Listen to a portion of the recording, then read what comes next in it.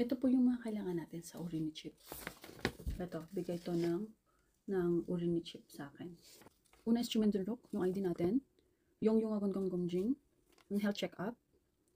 Pupunta kayo dun sa PIDEA ng baby nyo. And sasabihin nyo lang tong Agonggong Gomjing.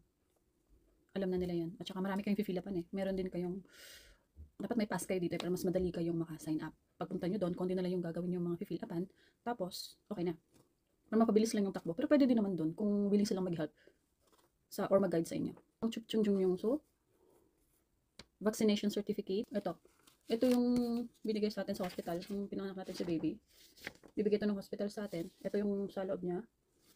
Tapos dito, pag pumunta ka sa Tanipidaya, ito yung nilalagyan nila ng mga, nandiyan yung mga days yung palang kayo babalik. Tapos, pa-injectionan pala. Kijugi or diaper, isang pack, mas maigi. Lagyan nyo lang ng name. Bull tissue or wet tissue, mga 3. Or pwede rin maramihan, depende kung kaya nyo magbitbit ng marami. Silicone top pata, yung silicone po na bib, yung nilalagay dito. Para pag kumain sila, hindi makalat. Alte cup, straw cup. Kung marunong na siya mag-straw, mas maigi. Yung chi cup, chisul, chiyak. Toothbrush, toothpaste, at saka yung may baso. May nakaset na po yan eh. I-search nyo sa kupang. Tapos na cham evil. Nap bed. Nakaset na yan. Pag in-order din sa kupang. Medyo may kamahalan nga lang. Robul ut. Tea, paja, tsaka yangmal. Ito kasi ilalagay nyo siya sa ziplock, mas maigi para mas maganda yung mas malinis tingnan. Lagay nyo doon yung paja niya, damit niya. Kahit yung yung nebok, yung pangtulog.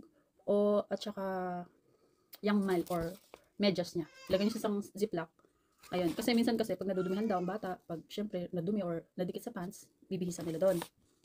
Tapos, Myeontok Patsi. Yung cotton bib. Dito na nilalagay yung cotton. Or kaya, isa din sa kailangan is nakita ko din na wala dito is yung parang towel nila sa towel na maliliit na may mga name tag din. Pero okay lang siguro kung wala yun kung mayroon tayong cotton na nilalagay dito sa leeg nila. Cotton bib. Ayun lang po. Yun lang. Medyo parang konti siya tingnan pero marami din preparation to ha.